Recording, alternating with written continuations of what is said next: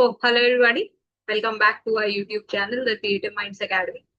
So, आज की इस वीडियो के अंदर हम लोग sexual reproduction in flowering plants chapter को कंटिन्यू करने वाले हैं। लास्ट जो वीडियो आई थी उसके अंदर हमने पॉलिनेशन टॉपिक को कंप्लीट कर लिया था एंड आज हम लोग आउटब्रीडिंग डिवाइसेस से स्टार्ट करेंगे। तो अगर आपने लास्ट वीडियो नहीं देखी तो उसको जाके देख लीजिए, बहुत ही प्यारी वीडियो पॉलिनेशन के ऊपर आई थी। ठीक है, एंड हमने सब चीजें बहुत डिटेल में डिस्कस की थी। आज हम लोग आउटब्रीडिंग डिवाइसेस से स्टार्ट करेंगे। ठीक है, अब सबसे पहले अगर बात की जाए व्हाट आर अपग्रेडिंग डिवाइसेस। ठीक है, so these are the devices और features of plants which discourage self pollination and encourage cross pollination. अब देखो क्या होता है, अगर एक प्लांट के अंदर ध्यान से समझो, अगर एक प्लांट के अंदर सिर्फ सेल्फ पॉलिनेशन होगा तो वहां पर क्या होगा, उसकी वजह से जेनेटिक डाइवर्सिटी जो है लॉस हो जाएगी। जेनेटिक डाइवर्सिटी का वहां पर लॉस होगा, वहां पर वेरिएशंस नहीं देखने मिलेंगे। ठीक है, वहां पर वेरिएशंस नहीं देखने को मिलेंगी। ठीक है, और वहां पर इनब्रीडिंग डिप्रेशन जैसी सिचुएशन भी देखने मिल सकती है। ठीक है, यानी कि कहने का मतलब ये है कि सेल्फ पॉलिनेशन अपनी जगह इंपॉर्टेंट है, बट अगर क्रॉस पॉलिनेशन नहीं होगा तो जेनेटिक डाइवर्सिटी नहीं आ सकती है एंड इवोल्यूशन फिर नहीं हो पाएगा। ठीक है, सो फॉर इवोल्यूशन हमें क्रॉस पॉलिनेशन बहुत जरूरी है। सो आउटब्रीडिंग डिवाइसेस वो फीचर्स या वो डिवाइसेस होते हैं जो क्या करते हैं, विच डिस्करेज सेल्फ पॉलिनेशन। ठीक है, यानी कि वो फीचर्स या वो अडेप्टेशन जो प्लांट्स के अंदर होती है या वो मीन्स जो हम लोग प्लांट्स के ऊपर आर्टिफिशियली अप्लाई कर रहे हैं, ठीक है, ताकि वहां पर क्रॉस पॉलिनेशन हो सके एंड सेल्फ पॉलिनेशन प्रिवेंट हो सके। ठीक है, वो डिस्करेज हो, ठीक है, यानी कि उसको प्रिवेंट किया जा सके और क्रॉस पॉलिनेशन को एनकरेज किया जा सके, तो उसको हम लोग आउटब्रीडिंग डिवाइसेस का नाम। अब ये क्या करते हैं, they prevent the loss in genetic variation, मैंने यही बताया अभी आपको, और इन breeding depression which may be a result of continued self pollination. यानी कि अगर सिर्फ सेल्फ पॉलिनेशन होगी तो मैंने आपको बताया ना कि इन ब्रीडिंग डिप्रेशन जैसी सिचुएशन भी हमें देखने को मिल सकती है। ठीक है, तो ये बात आउटब्रीडिंग डिवाइसेस की डेफिनेशन क्या होती है एंड वो क्यों जरूरी। ठीक है, अब इतने से आपको समझ में आ गया होगा कि अच्छा इसलिए इसको पढ़ना जरूरी है। अब उसके एग्जांपल्स क्या क्या होते हैं। फर्स्ट इज यूनिसेक्सुअल, यानी कि फ्लावर्स के अंदर प्लांट्स के अंदर फॉर्मेशन ऑफ यूनिसेक्सुअल फ्लावर्स। ठीक है, वहां पर क्या हो, यूनिसेक्सुअल फ्लावर्स का फॉर्मेशन। ठीक है, अब वहां पर दो कंडीशंस देखने को मिल सकती है। First is monoecious plants. ठीक है, मोनोइशियस प्लांट का क्या मतलब है, male and female flowers they are produced on the same plant. अब मोनोइशियस कौन सी कंडीशन होती है, मोनोइशियस वो कंडीशन होती है जहां पर मेल और फीमेल फ्लावर्स दोनों सेम प्लांट के ऊपर प्रोड्यूस होते हैं। ठीक है, अब इस केस में क्या होगा, ऑटोगैमी तो प्रिवेंट हो जाएगी पर गाइटोनोगैमी प्रिवेंट नहीं होगी। ठीक है, अब गाइटोनोगैमी क्या होता है, हमने लास्ट वीडियो के अंदर भी बात की थी, यानी कि जब सेम प्लांट के डिफरेंट फ्लावर्स के ऊपर पॉलिनेशन हो। ठीक है, तो उसको हम लोग गाइटोनोगैमी का कंडीशन बोलते हैं। अब अगर सेम प्लांट के ऊपर मेल और फीमेल फ्लावर्स प्रोड्यूस हो रहे हैं, अब पर ऑटोगैमी तो प्रिवेंट हो जाएगी बट गाइटोनोगैमी प्रिवेंट नहीं हो सकती है। एंड इसका एग्जांपल क्या होते हैं, इनके एग्जांपल होते हैं कैस्टर एंड मेज। एग्जांपल्स आपके लिए बहुत इंपॉर्टेंट एग्जांपल्स अक्सर पूछे जाते हैं। Next is dioecious condition. अब डाइशियस कंडीशन क्या होती है, where male and female flowers are produced on two separate plants, यानी कि आप दोनों सेक्सेस जो हैं वो डिफरेंट प्लांट्स के ऊपर प्रेजेंट है। ठीक है, सेपरेट प्लांट्स के ऊपर प्रेजेंट है। अब उससे ऑटोगैमी भी प्रिवेंट हो रही है और गाइटोनोगैमी भी प्रिवेंट हो रही है। ठीक है, यानी कि वहां पर हो ही जीनोगैमी पाएगी। ठीक है, वहां पर हो ही जीनोगैमी पाएगी। ठीक है, जीनोगैमी क्या होता है ये भी हमने लास्ट वीडियो में डिस्कस कर लिया था, इसलिए मैं बोल रही हूँ सब वीडियोस जो है वो इंटरलिंक्ड है, वो आपके लिए पढ़ना बहुत जरूरी है। अब इसका एग्जाम्पल क्या है, इसका एग्जाम्पल आपका है वेलिस्नेरिया एंड पोपाई। ठीक है, एग्जाम्पल्स अगेन आपके लिए बहुत इंपॉर्टेंट है। ठीक है, यानी कि फर्स्ट आउटब्रीडिंग डिवाइसेस यूनिसेक्सुअलिटी। अब यूनिसेक्सुअलिटी में भी क्या है, फॉर्मेशन ऑफ यूनिसेक्सुअल फ्लावर, उसमें भी दो कंडीशन हो सकती है। मोनोइशियस कंडीशन में क्या होगा, जो मेल और फीमेल फ्लावर्स है वो डिफरेंट प्लांट पे प्रोड्यूस होंगे, जहां पर ऑटोगैमी प्रिवेंट हो रही है, गाइटोनोगैमी प्रिवेंट नहीं हो रही। डाइशियस कंडीशन में मेल और फीमेल फ्लावर्स डिफरेंट प्लांट्स पे प्रोड्यूस होंगे, जहां पर ऑटोगैमी और गाइटोनोगैमी दोनों ही प्रिवेंट हो जाते हैं। ठीक है, अब डाइपोगैमी क्या होता है ना, दिस इज इन, ठीक है, this is very very important. Dichogamy क्या होता है, different maturation time of anther, andrecium and gynoecium in the same flower। यानी कि जब सेम फ्लावर के अंदर अगर एंड्रीशियम एंड गाइनीशियम यानी कि male reproductive part and female reproductive part दोनों प्रेजेंट है, बट वो मेच्योर डिफरेंट टाइम पे हो रहे हैं, ठीक है। यानी कि या तो हो सकता है कि पोलन पहले रिलीज हो जाए, स्टिग्मा बाद में रिसेप्टिव हो, या फिर क्या हो सकता है कि स्टिग्मा पहले रिसेप्टिव हो जाए और पोलन बाद में रिलीज हो। तो अगर उनके मैच्योरेशन टाइम में डिफरेंस आ जाएगा तो भी वहां पर क्या हो सकता है, वहां पर सेल्फ पॉलिनेशन प्रिवेंट हो सकता है, ठीक है। यहाँ पे लिखा भी हुआ है either the pollen is released before the stigma becomes receptive. देखो स्टिग्मा रिसेप्टिविटी के ऊपर मैंने बहुत ही सुंदर शॉर्ट्स जो है वो ऑलरेडी यूट्यूब चैनल पे है, उसको आप जाके एक बार चेकआउट कर सकते हो, ठीक है। तो पोलन रिसेप्टिविटी जब हम लोग चेक करते हैं तो हम लोग उसको पेरोक्साइड टेस्ट से चेक करते हैं, ठीक है। पेरोक्सीडेज से हम लोग उसको चेक करते हैं स्टिग्मा रिसेप्टिविटी को। उसके ऊपर एक वीडियो भी डली हुई है शॉर्ट, बहुत प्यारी, ठीक है। तो क्या हो सकता है, या तो पोलन ग्रेन जो है वो स्टिग्मा के रिसेप्टिव होने से पहले ही क्या हो जाएगा, रिलीज हो जाएगा। उस कंडीशन को बोलते हैं प्रोटैंड्रस कंडीशन। इसको दूसरे कलर से हाईलाइट कर देती हूँ। सो प्रोटैंड्रस कंडीशन में क्या होता है, पोलन जो है वो स्टिग्मा के रिसेप्टिव होने से पहले ही रिलीज हो चुका होता है। इसका एग्जाम्पल होता है सनफ्लावर एंड कॉटन। या फिर क्या होगा, ध्यान से समझो, स्टिग्मा पहले रिसेप्टिव हो जाता है बट पोलन ग्रेन्स बाद में रिलीज होते हैं। उस कंडीशन को प्रोटोगाइनस कंडीशन या प्रोटोगाइनी भी बोलते हैं, ठीक है। प्रोटेंड्रस को कई बार प्रोटैंड्री भी बोला जाता है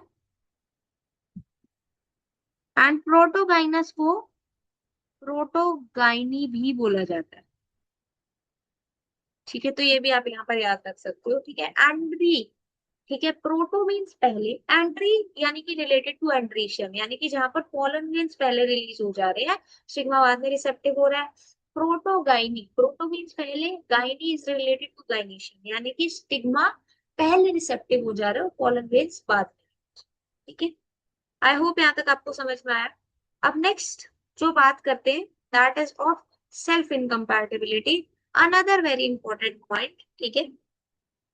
अब सेल्फ इनकम्पैटिबिलिटी के अंदर क्या होता है, इट इज द फीचर और the failure of pollen grain from the same flower or other flower of the same plant from fertilizing the ovule by inhibiting pollen germination or pollen tube growth in the pistil। यानी कि यहाँ पर क्या होता है, जो pollen grains होते हैं, ठीक है, चाहे फिर वो सेम फ्लावर से है या फिर सेम प्लांट के डिफरेंट फ्लावर से है, वो ओव्यूल को फर्टिलाइज नहीं कर पाते, ठीक है। क्यों नहीं कर पाते, या तो वहां पर पोलन जर्मिनेशन ही नहीं हो पाता या फिर वहां पर पोलन ट्यूब ग्रोथ नहीं हो पाती, ठीक है। वहां पर पोलन ट्यूब का फॉर्मेशन नहीं हो पाता, उसकी प्रॉपर ग्रोथ और डेवलपमेंट नहीं हो पाती। तो यानी कि वहां पर क्या होता है, ये वो कंडीशन होती है जहां पर सेम प्लांट का जो फ्लावर है वो, ठीक है, वहां से जो पोलन ग्रेन्स रिलीज हो रहे हैं वो अपने ही फ्लावर के ऊपर क्या नहीं कर पा रहे हैं, ओव्यूल को फर्टिलाइज नहीं कर पा रहे हैं, ठीक है। यानी कि या तो वहां पोलन जर्मिनेशन नहीं होगा या फिर पोलन ट्यूब ग्रोथ इनहिबिट हो जाएगी या रिस्ट्रिक्ट हो जाएगी। And it is a genetically controlled mechanism, यानी कि ये जो मैकेनिज्म है it is controlled by genes, ठीक है, it is controlled by genes, okay. चलो आई होप यहाँ तक आपको समझ में आया। Now in some species the anther and stigma are placed at different position so the pollen cannot come in contact with the stigma of same flower। यानी कि कुछ स्पीशीज के अंदर क्या होता है, सेम फ्लावर के अंदर ही अगर एंथर और स्टिग्मा, ठीक है, दोनों प्रेजेंट है, तो वो इतने डिफरेंट पोजीशंस में प्रेजेंट होते हैं कि पोलन ग्रेन जो है वो स्टिग्मा तक रीच आउट ही नहीं कर पाता, ठीक है। तो उस कंडीशन में भी क्या हो जाता है, सेल्फ पॉलिनेशन प्रिवेंट हो जाती है एंड क्रॉस पॉलिनेशन प्रमोट, ठीक है। आई होप यहाँ तक आपको समझ में आया, okay. So this was about outbreeding devices. Next जो हमने बात कर दी है that is about pollen pistil interaction, ठीक है। अब हम लोग को जो बात करनी है that is about pollen pistil interaction. This topic is very very important. Now pollination does not guarantee the transfer of the right type of pollen on the stigma. ये मैंने आपको पहले भी बताया था कि पॉलिनेशन हो रही है, ट्रांसफर ऑफ पॉलन ग्रेन्स हो रहा है, दैट डजंट मीन्स कि जो डिजायर्ड स्टिग्मा है या जो राइट टाइप सॉरी जो डिजायर्ड पॉलन है या जो राइट टाइप ऑफ पॉलन है उस स्टिग्मा के ऊपर लैंड करेगा ही करेगा। ठीक है, कई बार क्या होता है, pollen of the wrong type either from other species और फ्रॉम द सेम प्लांट, ठीक है, वो क्या कर जाता है, स्टिग्मा के ऊपर लैंड कर जाता है। अब पॉलन ऑफ रॉन्ग टाइप का मतलब यही नहीं है कि किसी एक पर्टिकुलर टाइप ऑफ स्पीशीज के ऊपर दूसरे टाइप ऑफ स्पीशीज का पॉलन ग्रेन लैंड करे, ऐसा जरूरी नहीं है। मान लो कि पॉलन ग्रेन इनकम्पैटिबल है, ठीक है, सेल्फ इनकम्पैटिबिलिटी वहां पर अकर कर दी है, तो उस कंडीशन में क्या हो सकता है कि सेम स्पीशीज के पॉलन भी वहां पर क्या कर सकते हैं, जरूरी नहीं है कि वो वहां पर पॉलिनेशन करवाए ही करवाए, ठीक है, या फिर वहां पर जो फर्दर प्रोसेस है यानी कि फर्टिलाइजेशन है वो अकर हो ही हो, ठीक है, जरूरी नहीं है कि पॉलन ट्यूब ग्रोथ हमें वहां पे देखने को मिलेगी, ठीक है। So pistil has the ability to recognize the pollen whether it is of the right type or it is of the wrong type. Now this is very very important. जो pistil होता है, ठीक है, जो पिस्टिल होता है ना उसके पास में एबिलिटी होती है कि वो पॉलन ग्रेन को रिकॉग्नाइज कर सकता है कि whether it is of the right type, ठीक है, यानी कि वो कंपैटिबल पॉलन है या फिर वो इनकम्पैटिबल पॉलन है, ठीक है। सो ये बहुत इंपॉर्टेंट है। If it is of the right type the pistil accepts the pollen and promote post pollination events, ठीक है, यानी कि अगर पिस्टिल को लगता है, ठीक है, यानी कि पिस्टिल क्या कर पाता है, रिकॉग्नाइज कर पाता है कंपैटिबल पॉलन को, तो वहां पर क्या होगा, वो उसको एक्सेप्ट करेगा पॉलन ग्रेन को, एंड उसके बाद में जो पोस्ट पॉलिनेशन इवेंट्स हैं उनको प्रमोट करेगा। दैट मीन्स वहां पर फर्टिलाइजेशन अकर कर जाएगी। But if the pollen is of the wrong type, तो उस कंडीशन में क्या होता है, जो पिस्टिल है it will reject the pollen by preventing pollen germination on the stigma और pollen tube growth in the style. यानी कि अगर स्टिग्मा जो है, ठीक है, अगर जो पिस्टिल है, ठीक है, वो क्या करता है, उसको लगता है कि नहीं this pollen is of wrong type, तो वहां पर क्या हो जाता है, या तो जो पॉलन जर्मिनेशन है वो स्टिग्मा पे ही प्रिवेंट हो जाएगा, ठीक है, स्टिग्मा इटसेल्फ, ठीक है, on the stigma itself pollen germination is prevented, या फिर क्या होता है, इन the style pollen tube growth is restricted, ठीक है, वो वहां पर क्या हो जाती है, वरना फिर रिस्ट्रिक्ट कर दी जाती है, इनहिबिट कर दी जाती है, ठीक है। The ability of the pollen to recognize the pollen ability of the pistil to recognize the pollen followed by its exception or rejection is the result of continuous chemical dialogue between pollen grain and the pistil, ठीक है। अभी जो interaction हो रही है pollen और pistil के बीच में, जो एबिलिटी है ऑफ द पिस्टिल जिसकी वजह से वो राइट और रॉन्ग पॉलन के बीच में डिफरेंशिएट कर पा रहा है, ये जो हो रहा है वहां पर it is a chemically controlled mechanism, ठीक है, यानी कि पॉलन ग्रेन और पिस्टिल के बीच में कुछ ना कुछ केमिकल इंटरैक्शन जो है वहां पर अकर कर रही है, ठीक है, वहां पर कंटिन्यूअसली क्या हो रहा है, कुछ ना कुछ केमिकल इंटरैक्शन जो है वो अकर कर रही है, ठीक है, एंड ये जो इंटरैक्शन है, ठीक है, यही क्या होती है basically, it is known as the pollen pistil interaction, ठीक है। चल, आई होप यहाँ तक आपको समझ में आया। Now we are going to see the post-pollination events, ठीक है, which occur after the compatible pollination, ठीक है, यानी कि pollen of the right type is landing, तो वहां पर क्या हो जाएगा, pollination हो जाएगा, एंड वहां पर post pollination events occur करेंगे जिनकी वजह से fertilization भी occur करेगी, ठीक है। So now pollen grain germinates on the stigma to produce a pollen tube through one of the germ pores, ठीक है। अब क्या होता है, देखो ध्यान से समझो, पॉलन ग्रेन क्या करेगा, पॉलन ग्रेन स्टिग्मा के ऊपर जर्मिनेट करेगा, and one of the germ pores के थ्रू, जर्म पोर्स क्या होते हैं, सब हम बातें कर चुके हैं ऑलरेडी, जर्म पोर्स के थ्रू वहां पर क्या होगा, पॉलन ट्यूब प्रोड्यूस होगी, ठीक है, and through the germ pore produce होगी। अब क्या होगा, जो कंटेंट्स ऑफ पॉलन ग्रेन है, ठीक है, यानी कि जो पॉलन ग्रेन के कंटेंट्स हैं it is highly rich in nutrients also, तो वो क्या करते हैं, they move into the pollen tube, अब वो क्या करेंगे, पॉलन ट्यूब के थ्रू वहां पर move करेंगे, ठीक है। Pollen tube grows through the tissues of the stigma and style and reaches ovary. Growth of pollen tube is chemotrophic, ठीक है। chemotrophic क्या होता है, basically the movement because of chemicals, ठीक है, जो केमिकल्स की वजह से हमें मूवमेंट देखने मिलते हैं, यानी ऊपर आपको बताया केमिकल इंटरेक्शंस वहां पर अगर कर रहे हैं, ठीक है। तो अब क्या होता है, जो पोलन ट्यूब है वो क्या करती है, it grows through the tissues of stigma and style, and finally वो कहाँ पे पहुंचेगी, ओवरी पे पहुंचेगी, ठीक है, फाइनली वो कहाँ पे पहुंचेगी, ओवरी तक पहुंचेगी। Generative cell divides and form two male gametes during the growth of pollen tube in the stigma. If pollen grains are shed at two set conditions, यानी कि क्या होता है, जो जनरेटिव सेल है वो क्या करेगा, इट विल डिवाइड एंड वो वहां पर दो मेल गैमेट्स को फॉर्म करेगा during the growth of pollen tube, ठीक है, यानी कि जब स्टिग्मा के अंदर पोलन ट्यूब का ग्रोथ हो रहा है तो वहीं पर क्या हो जाएगा, जो जनरेटिव सेल है वो डिवाइड करेगा एंड वहां पर टू मेल गैमेट्स प्रोड्यूस करेगा। ये कब होता है, if the pollen grains are shed at two celled condition, यानी कि अगर पोलन ग्रेन्स जो थे वो टू सेल्ड कंडीशंस पे शेड हुए थे, ये हमें तब देखने को मिले। Now if pollen grains are shed at three celled condition, ठीक है, यानी कि जो pollen grains थे अगर वो शेड ही थ्री सेल्ड कंडीशन पे हुए थे, तो जो pollen ट्यूब है it carries to male gametes from the beginning, यानी कि उस केस में क्या होगा, pollen ट्यूब के पास में स्टार्टिंग से ही, ठीक है, since the beginning, since initial point, वहां पर क्या होंगे, दो मेल गैमेट्स प्रेजेंट, ठीक है। Now entry of pollen tube into the embryo sac, ठीक है। Now irrespective of the place of entry of pollen tube into the ovule, the tube invariably enters the embryo sac at the micropylar end.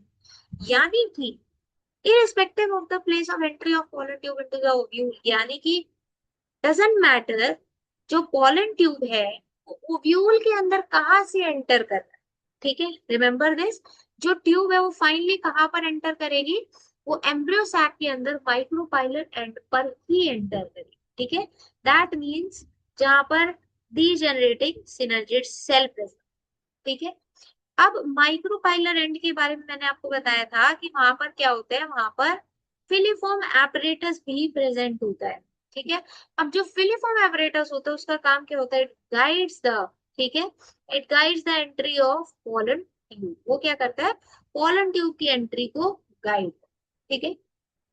All these events from pollen deposition on the stigma until pollen tube enters the ovule are together referred to as pollen pistil interaction।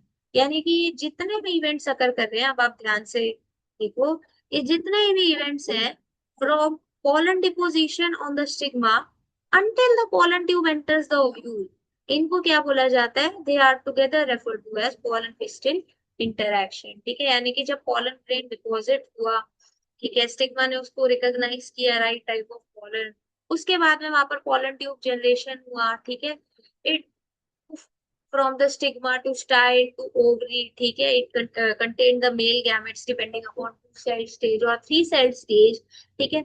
जब तक वो ovule में enter कर रहा है तो वहां तक जो प्रोसेसेस है उनको हम नाम देते हैं pollen crystal interaction. This interaction is a dynamic process involving pollen recognition followed by promotion और इनहिबिशन ऑफ द पॉलन, यानी कि यह जो प्रोसेस है यहाँ पर पॉलन रिकॉग्निशन होगा, सबसे पहले तो पॉलन को रिकॉग्नाइज किया जाएगा एंड उसके बाद में देखा जाएगा कि अच्छा इसको एंट्री दी जाए या फिर इसको यहीं पर इनहिबिट कर दिया जाए या फिर इसको स्टाइल में इनहिबिट कर दिया जाए by restricting the pollen tube, okay. I hope यहाँ तक आपको समझ में आया। Now in vitro pollen germination, ठीक है, इन विट्रो पॉलन जर्मिनेशन क्या होता है, बेसिकली वहां पर हम क्या करते हैं, पॉलन ग्रेन्स का जो जर्मिनेशन है उसको लेबोरेटरी में हम स्टडी करते हैं, ठीक है, एंड उसका एक इंपॉर्टेंट मेथड जो होता है वो हैंगिंग ड्रॉप मेथड होता है। क्या होता है हैंगिंग ड्रॉप मेथड, देखो क्या होता है, पॉलन ग्रेन्स जो होते हैं, ठीक है, किसी भी स्पीशीज के आप ले सकते हो, पिक, चिकपी, प्रोटेलेरिया, बैल्सम, ठीक है, या फिर विंसा रोजिया के, तो वहां पर क्या किया जाता है, एक ग्लास स्लाइड ली जाती है, ठीक है, ग्लास स्लाइड के ऊपर क्या किया जाता है, बेसिकली 10% शुगर सॉल्यूशन होता है जहां पर बोरिक एसिड होता है, ठीक है। तो एक ग्लास स्लाइड ली जाएगी, देखो ऐसे मान लो ये एक ग्लास स्लाइड है एंड इसके ऊपर यहाँ पे सेंटर में लेट से शुगर सॉल्यूशन है जहां पर बोरिक एसिड भी प्रेजेंट है, 10% शुगर सॉल्यूशन, ठीक है, और वहां पर कुछ अदर सॉल्ट्स भी प्रेजेंट होते हैं, ठीक है। अब वहां पर क्या किया जाता है, इस लिक्विड के अंदर, ठीक है, इस सैंपल के अंदर जहां पर वो शुगर सॉल्यूशन प्रेजेंट है, उस ड्रॉप के अंदर पॉलन ग्रेन्स को शेड किया जाएगा, ठीक है, फ्लावर लिया जाएगा, पॉलन ग्रेन्स को शेड किया जाता है स्लाइड के ऊपर, ठीक है। तो यहाँ पर क्या होगा बेसिकली, यहाँ पर ऐसे ऐसे करके पोलन ग्रेन्स को शेड कर दिया जाता है, ठीक है। बहुत सारे अमाउंट में पोलन ग्रेन्स जब शेड हो जाते हैं तो उसके बाद में यहाँ पर क्या किया जाता है, after 15 to 30 minutes pollen tubes will be observe to come out. अब इसके ऊपर हम एक कवर स्लिप लगा देंगे, ठीक है। इसके ऊपर हम क्या करेंगे, एक कवर स्लिप लगा देंगे, ठीक है। हमने इसके ऊपर एक कवर स्लिप लगा दी एंड उसको ऑब्जर्व किया जाता है। क्या होता है, 15 से 20 मिनट, ठीक है, ऑलमोस्ट आधे घंटे बाद में क्या हो जाता है, पोलन ट्यूब्स निकलनी स्टार्ट हो जाती है, ठीक है। मान लो ये पोलन ग्रेन है तो यहाँ पर सबसे छोटी पोलन ट्यूब हमें दिखेगी, ठीक है। फिर उसके बाद में धीरे धीरे धीरे करके वो बड़ी हो जाती हैं, ठीक है। सब पोलन ग्रेन्स में हमें पोलन ट्यूब्स देखने मिले ऐसा जरूरी नहीं होता है, बट इस तरीके से हमें वहां पर पोलन ट्यूब जनरेशन होता हुआ दिखाई देता है, ठीक है। सो इस मेथड को क्या बोला जाता है, हैंगिंग ड्रॉप मेथड भी बोला जाता है, ठीक है। क्योंकि कुछ कंडीशन में क्या किया जाता है, ऐसे जब हम लोग उसको रखते हैं तो ऐसे स्लाइड में टिल्ट कर दी जाती है अपसाइड डाउन, ठीक है। तो इसलिए इसको कई बार हैंगिंग ड्रॉप मेथड भी बोला जाता है। बट अदरवाइज भी अगर पोलन ग्रेन्स आप शेड कर रहे हो एंड उसके बाद उसके ऊपर कवर स्लिप लगा दे रहे हो तो भी आपको वहां पर आसानी से पोलन ग्रेन्स देखने को मिल जाते हैं। एंड पोलन ग्रेन्स के अंदर आप कुछ टाइम बाद जैसे ही आपने वो डाला, ठीक है, शुगर सॉल्यूशन के अंदर आपने पोलन ग्रेन्स को रखा, माइक्रोस्कोप ऑब्जर्व करोगे तो आपको फिर पोलन ग्रेन्स दिखाई देंगे। जब आप 15-20 मिनट बाद, आधे घंटे बाद उठोगे तो पोलन ट्यूब ग्रोथ जो है वो होनी स्टार्ट हो जाती है, ठीक है। कुछ पोलन ग्रेन्स के अंदर पहले स्टार्ट हो जाती है, कुछ में धीरे धीरे होती है, कुछ में नहीं देती, ठीक है। दैट मीन्स वो क्या है, कहीं ना कहीं इनकम्पैटिबल पोलन्स, ठीक है। चलो, आई होप यहाँ तक आपको समझ में आया। अब ये यहाँ पर आपको एक डायग्राम दिखाया हुआ है, this is a diagram of NCERT only. Pollen grains germinating on the stigma, ठीक है। ये जो डायग्राम है ये आपको दिखाया गया है यहाँ पर कि किस तरीके से पोलन ग्रेन्स जो है वो स्टिग्मा के ऊपर जर्मिनेट होते हैं, ठीक है। किस तरीके से जो पोलन ग्रेन्स है वो स्टिग्मा के ऊपर जर्मिनेट होते हैं। नेक्स्ट जो है that is pollen tubes growing through the style, ठीक है। यानी कि स्टाइल के थ्रू पोलन ट्यूब का ग्रोथ दिखाया हुआ है, ठीक है। यानी कि स्टाइल के थ्रू पोलन ट्यूब किस तरीके से ग्रो हो रही है वो आपको दिखाया हुआ है। This is the section, longitudinal section of a flower showing growth of pollen tube, ठीक है। यहाँ पर आपको क्या देखने मिला, देखो कितने सारे पोलन ग्रेन्स लैंड हुए। अब उनमें से देखो क्या हुआ, पोलन कुछ तो यहीं पर रिजेक्ट हुए, ठीक है, on the stigma surface only. कुछ क्या हुआ बेसिकली यहाँ पर स्टाइल पे, ठीक है, ठीक है, ऑन द स्टाइलर सरफेस। अब क्या हुआ यहाँ पर हमें देखने मिला कि कुछ पोलन ग्रेन्स जो थे वो यहाँ स्टाइल के अंदर उनकी पोलन ट्यूब ग्रोथ जो थी वो इनहिबिट हो गई, ठीक है। जो कंपैटिबल पोलन, ठीक है, इसका मतलब ये जो था this was the compatible pollen, ठीक है। वो क्या करेगा, फाइनली वहां पर पोलन ट्यूब ग्रोथ होगी, ठीक है। एंड देखो क्या होगा बेसिकली, थ्रू माइक्रोपाइलर एंड, ठीक है, माइक्रोपाइलर एंड जहां पर डीजेनरेटिंग सिनर्जिड्स प्रेजेंट होते हैं वहां वहां से क्या होगा, पोलन ट्यूब एंटर, ठीक है, वहां से क्या होगा, पोलन ट्यूब एंटर करेगी, ठीक है। Now part D, it shows the enlarged view of egg apparatus showing entry of pollen tube into a synergy, ठीक है। अब ये जो आपको दिखाया हुआ है यहाँ पर, this is the enlarged view of egg apparatus, ठीक है। यहाँ पर सेंट्रल सेल है, ठीक है, this is the plasma membrane, this is the synergid, this is egg nucleus. ये फिलिफॉर्म apparatus है male gametes and vegetative nucleus, ठीक है। फिलिफॉर्म apparatus क्या करता है, it guides the entry of pollen, ये मैंने आपको ऑलरेडी बता दिया था, ठीक है। And the part E, it shows the discharge of male gametes into a synergid and movement of sperm, one into the egg and other into the central cell, ठीक है। यानी कि यहाँ पर आपको क्या देखने को मिल रहा है, मेल gametes जो थे they have been now discharged into synergid and movement of sperm देखने मिलता है, one of the sperm into the egg cell and another into the central cell, ठीक है। These are the male gametes and this is the mother nucleus, okay। I hope यहाँ तक आपको समझ में आया। अब ये आपको एक यहाँ पर थोड़ा सा एनिमेटेड डायग्राम दिखाया हुआ है, ठीक है, इस पर डाल लेते हैं, ठीक है। So this is a chemical dialogue, ठीक है, जो होता है यहाँ पर। अब ये क्या है, यहाँ पर कंपैटिबल पोलन है विच इज एक्सेप्टेड, जो इनकम्पैटिबल होगा इट इज रिजेक्टेड। अब अगर कंपैटिबल था तो वहां पर क्या होगा, बेसिकली पोलन ट्यूब ग्रोथ हमें देखने को मिलेगी, ठीक है। अब देखो पॉलिनेशन क्या है, transfer of pollen grains from anther to stigma via external agents, ठीक है। रिजेक्शन और एक्सेप्टेंस जो होता है it is a chemical dialogue which is mediated by chemical compounds, ठीक है, इसीलिए वो केमिकल डायलॉग बोला जाता है। It will determine if the pollen is a right match and जो रॉन्ग पॉलन होता है वो लॉन्ग। ठीक है, अब यहाँ पर देखो फिलिफॉर्म apparatus है क्या, this is the embryo sac. ठीक है, अब क्या होगा, जो ट्यूब है, पॉलन ट्यूब है, it will grow through the tissue of stigma and style. ठीक है, मैंने आपको ऑलरेडी बता दिया। It will enter into the ovule via micropyle. ठीक है, माइक्रोपाइलर एंड पे, एंड के थ्रू वो क्या करेगी, एंटर करेगी। It is guided strictly by the filiform apparatus to enter one of the synergids and discharges two male gametes into the cell. ठीक है, now this shows compatibility and quality control. ठीक है, अब देखो सबसे पहले यहाँ पर आउटब्रीडिंग डिवाइसेस हमारे रिवाइज हो जाएंगे विच प्रिवेंट सेल्फिंग। ठीक है, यानी कि पोलर रिलीज और स्टिग्मा रिसेप्टिविटी वहां क्या होगा, आउट ऑफ सिंक होगा। ठीक है, यानी कि उनकी टाइमिंग में या तो डिफरेंस होगा या फिर पोजीशन में डिफरेंस होगा। Anther and stigma are placed at different position, मैंने बता दिया। यूनिसेक्सुअल फ्लावर्स, ठीक है, यानी कि जहां पर डाइशियस कंडीशन होगी, it will prevent both autogamy and geitonogamy. ठीक है, these are the prevention mechanism। अब पोलन क्रिस्टल इंटरेक्शन ये केमिकल डायलॉग होता है। ठीक है, अगर वहां पर पोलन एक्सेप्ट हो जा रहा है तो it will grow through the style, enters into ovule via micropyle, और अगर रिजेक्ट हो जाएगा या तो जर्मिनेशन रिजेक्ट हो जाएगा या फिर पोलन ट्यूब इज इनहिबिटेड। ठीक है, चलो आई होप यहाँ तक आपको समझ में आया। नाउ अब आगे देखते हैं, pollination can be alter to obtain the superior varieties. अब पॉलिनेशन को हम लोग क्या कर सकते हैं, वहां पर पॉलिनेशन के अंदर कुछ आर्टिफिशियल मीन्स के थ्रू हम कुछ ऑल्टरेशन, कुछ चेंजेस कर सकते हैं ताकि हमें सुपीरियर वेराइटीज देखने को मिले। ठीक है, वो स्पेसिफिक क्रॉप या स्पेसिफिक स्पीशीज की। ठीक है, तो उसमें सबसे पहले आता है आर्टिफिशियल हाइब्रिडाइजेशन। अब आर्टिफिशियल हाइब्रिडाइजेशन क्या होता है, ध्यान से समझो। It is a method of crop improvement in which crosses are made between different varieties, species, and genera in order to combine the desirable character in a single superior varieties।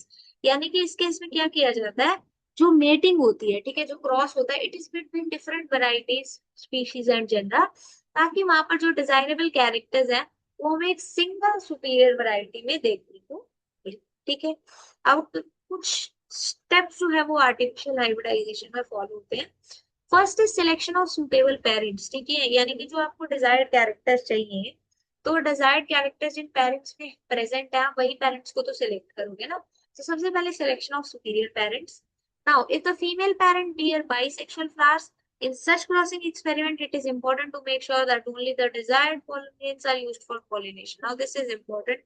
अब मान लो जो female parent है वहां पर bisexual condition present है, ठीक है, bisexual flowers present है, तो ऐसी कंडीशन में ये मेक श्योर करना बहुत जरूरी होता है कि सिर्फ डिजायर्ड पॉलन ग्रेन्स ही पॉलिनेशन में वहां पर प्रेजेंट है। अब उसके लिए क्या कर सकते हैं, इमैस्कुलेशन किया जाता है। ठीक है, इमैस्कुलेशन का मतलब क्या होता है, removal of anther from female parent flower birds. ठीक है, यानी कि इससे पहले एंथर डिवाइस हो, उससे पहले ही वहां पर जो फीमेल पेरेंट फ्लावर बर्ड्स है वहां से एंथर्स का रिमूवल कर दिया जाए। ठीक है, ताकि वहां पर सिर्फ डिजायर्ड पॉलन्स ही जो है वो पॉलिनेशन करवा सके। Another method is bagging. अब बैगिंग क्या होता है, ठीक है, बैगिंग में क्या किया जाता है, जो इमैस्कुलेटेड फ्लावर्स है, ठीक है, यानी कि जहां पर एंथर्स रिमूव हो चुके हैं, अब उनको क्या किया जाता है, उन इमैस्कुलेटेड फ्लावर्स को एक बैग ऑफ सुटेबल साइज, ठीक है, सुटेबल साइज के बैग से कवर किया जाता है, which is generally made up of butter paper, ताकि वहां पर कोई कंटामिनेशन ना हो सके। ठीक है, यानी कि इमैस्कुलेशन हुआ, इमैस्कुलेशन के बाद उन फ्लावर्स को कवर कर दिया जाएगा ताकि वहां पर किसी भी तरीके का कंटामिनेशन ना हो स्टिग्मा के ऊपर। कंटामिनेशन का मतलब ये नहीं है कि कोई इम्प्योरिटी आ जाएगी, यहाँ पर अनवांटेड पॉलन्स जो है जिनकी हमें जरूरत नहीं है वो भी यहाँ पर एक टाइप ऑफ कंटामिनेशन। ठीक है, now dusting of pollen grains from anther of male plant parent on the stigma of female parent when stigma attains receptivity and then it is rebound।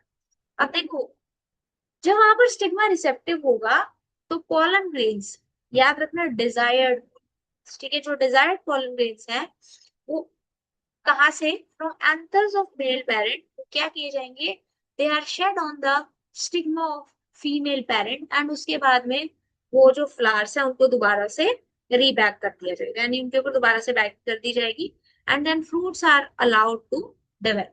ठीक है।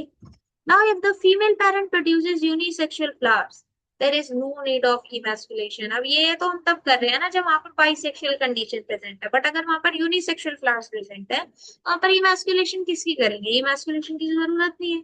तो वहां पर क्या किया जाता है? The female flower buds, they are bag before the flowers open, and when stigma become receptive, pollination is carried out using the desired pollen, and the flower will be reback। ठीक है। आई होप यहाँ तक आपको समझ में आया। ठीक है। अब यहाँ पर देखो आर्टिफिशियल हाइब्रिडाइजेशन के ऊपर आपको यहाँ पर ये डायग्राम दिखाया हुआ है। Step one is emasculation। ठीक है। It is how plant breeders control pollination to combine desirable traits। अब emasculation में क्या किया जाएगा? एंथर्स आर कट, ठीक है, from bisexual flower buds from before dehiscence to prevent self pollination. यानी इससे पहले एंथर वहां पर डिहाइस हो जाए उससे पहले ही उनको कट कर दिया जाएगा, रिमूव कर दिया जाएगा। एंड बैगिंग में क्या होता है? जो इमैस्कुलेटेड फ्लावर्स है, ठीक है, अब यहाँ पे देखो एंथर्स रिमूव है, अब उसको क्या किया जाएगा? एक बटर पेपर बैग से कवर कर दिया जाएगा ताकि वहां पे किसी भी तरीके का कंटामिनेशन, ठीक है। आउटकम क्या होगा? When the stigma will be receptive, desired pollen is manually dusted and the flower will be read. ठीक है। चलो आई होप यहाँ तक आपको समझ में आया। अब हम लोग आज का लास्ट टॉपिक जो है वो पढ़ने वाले हैं, दैट इज डबल फर्टिलाइजेशन। ठीक है। बाकी फिर हम लोग नेक्स्ट वीडियो के अंदर कंटिन्यू करेंगे। अब ध्यान से समझो, double fertilization is a very important topic, and इसके ऊपर नीट में भी क्वेश्चन पूछा जाता है, सीयूईटी में भी पूछा जाता है, एंड आपके बोर्ड्स के अंदर तो पूछा ही पूछा जाता है। ठीक है। Now after entering one of the synergids, the pollen tube releases two male gametes into the cytoplasm of the synergid. यानी कि अब क्या होगा? जब वन ऑफ द सिनर्जिड्स के अंदर पोलन ट्यूब फाइनली एंटर कर जाएगी, तो वहां पर दोनों मेल गैमेट्स जो है वो सिनर्जिड के साइटोप्लाज्म में रिलीज हो। ठीक है। उसके बाद में क्या होगा? First event is syngamy. Syngamy का मतलब क्या होता है? ध्यान से समझो। जो मेल गैमेट है, it move towards the egg cell and fuses with its nucleus. यानी कि जो मेल गैमेट है वो egg cell की तरफ मूव करेगा एंड उसके न्यूक्लियस के साथ में फ्यूज कर जाएगा, जिसकी वजह से वहां पर डिप्लॉयड सेल यानी कि जाइगोट का फॉर्मेशन होगा। इसी इवेंट को हम लोग क्या बोलते हैं? इसी इवेंट को हम लोग बोलते हैं फर्टिलाइजेशन। इसी इवेंट को हम लोग क्या बोलते हैं? फर्टिलाइजेशन। ठीक है। जब मेल गैमेट है, it is finally fusing with the nucleus of the egg cell. अब triple fusion is the another important event which takes place. Triple fusion अक्सर बच्चों को नहीं पता होता, एंड अक्सर क्या पूछा जाता है? पूछा जाता है what is the product of triple fusion. बच्चों को पता ही नहीं होता। ये वो चीज होती है जो बच्चों को पता ही नहीं होती, what is the product of triple fusion. ठीक है। सब क्या होता है? देखो वहां पर क्या हुआ था, दो मेल गैमेट्स रिलीज हुए थे, एक मेल गैमेट ने तो फ्यूज करके जाइगोट फॉर्मेशन करवा दिया। जो अदर मेल गैमेट है, it will move towards the two polar nuclei. जो अदर मेल गैमेट है वो क्या करेगा? It will move towards the two polar nuclei which is present in the central cell and उनके साथ में फ्यूज करेगा। फ्यूज करके it forms triploid primary endosperm nucleus. यानी कि वहां पर ट्रिप्लॉइड प्राइमरी एंडोस्पर्म न्यूक्लियस का फॉर्मेशन होता है। प्लॉइड ही बहुत इंपॉर्टेंट है। ठीक है। So the two types of fusion, syngamy and triple fusion, occurs in an embryo sac। इन्हीं को क्या बोला जाता है? ये जो दो इवेंट्स अकर कर रहे हैं इन्हीं को क्या बोला जाता है? These two type of fusions, they are together termed as double fertilization and they are occurring in embryo sac। ठीक है। They are occurring in embryo sac। ठीक है। आई होप यहाँ तक आपको समझ में आया। अब यहाँ पर आपको वही डायग्राम दिखाया हुआ है। ठीक है। These are the degenerating synergids, and यहाँ पर क्या हुआ है? जाइगोट फॉर्मेशन हुआ है। Zygote is diploid primary endosperm cell. ठीक है। And this the primary endosperm nucleus which is triploid in nature, and these are the degenerating and diploid. ठीक है। आई होप यहाँ तक आपको समझ में आया। ठीक है। आप देखो इस स्लाइड का नाम ही क्या है? The climax. This is the climax. ठीक है। Double fertilization, it is the signature move of flowering plants, two fusions happening simultaneously। Event one is syngamy। ठीक है। यानी कि जो मेल गैमेट है, ठीक है, हैप्लॉइड इन नेचर, एक्सेल के साथ में फ्यूज कर रहा है और जाइगोट फॉर्मेशन कर रहा है, zygote finally develops into the embryo. Second event is triple fusion, जहां पर मेल गैमेट, ठीक है, जो मेल गैमेट नंबर 2 है, ठीक है, ऐसे इसको याद रखना, मेल गैमेट 1, मेल गैमेट 2, वो दो पोलर न्यूक्लियाई के साथ में फ्यूज कर रहे हैं which are already diploid, so diploid and haploid, finally वहां पर primary endosperm nucleus which is triploid in nature, उसका फॉर्मेशन हो जाता है and it develops into the endosperm. अब एंडोस्पर्म क्या होता है? Endosperm is a nutritive tissue, ठीक है, it is a nutritive tissue, इसके बारे में भी हम लोग आगे, ठीक है। तो सिनगैमी प्लस ट्रिपल फ्यूजन, ये जो दो इवेंट्स अगर कर रहे हैं इन्हीं को हम लोग डबल फर्टिलाइजेशन का नाम, ठीक है, and they are occurring in embryo cell. Double fertilization में सिनगैमी, ठीक है, एंड ट्रिपल फ्यूजन अकर, ठीक है, लिखा भी है endosperm is the food preserve, ठीक है। This was the pollen tube, male gametes, central cell, polar nuclei, synergid, egg cell, micropylar and यहाँ से पोलर ट्यूब एंटर, ठीक है। ओके, सो आई होप यहाँ तक आपको समझ में आया। सो अब हमने ये सारी बातें कवर कर ली, now we are just left with the post fertilization structure and, ठीक है, इसको हम लोग नेक्स्ट लेक्चर में कंटिन्यू करेंगे। आई होप यहाँ तक आपको समझ में आया। ये जो नोट्स आएंगे आप हमारे टेलीग्राम चैनल, जिसका लिंक आपको वीडियो के डिस्क्रिप्शन बॉक्स में मिल जाएगा, वहां से जाके आप डाउनलोड कर सकते हैं। अगर आपको वीडियो अच्छी लगी हो then please like the video, do share to the friends, and अगर आपने अभी तक हमारे यूट्यूब चैनल को नहीं सब्सक्राइब किया please do support us by subscribing to our YouTube channel. We'll meet you with the next part of this chapter. Till then, keep learning.